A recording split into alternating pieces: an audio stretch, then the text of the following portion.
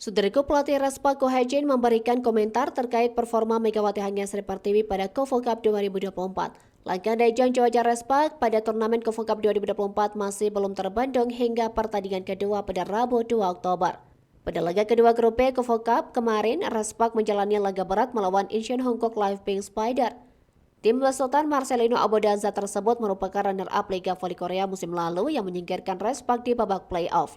Tampil di Tongyong Gymnasium Korea Selatan, Respa menang melalui full set 3-2. Dengan kemenangan ini, tim yang dilatih oleh Ko Hae-jin tersebut memastikan diri melaju ke babak semifinal Kofo Cup 2024. Menyusul keberhasilan Respa melaju ke babak semifinal, sorotan datang untuk performa Megawati Hanggaasri. Pemain asal Jombor, Jawa Timur tersebut tidak terlalu menggigit sepanjang pertandingan ini melalui raihan 17 poin.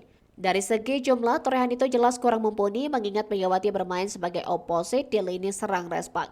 Di sisi lain, rekrutan anyar Respa Vanja Bukilik semakin tampil impresif meski dirinya harus digeser sebagai outside hitter.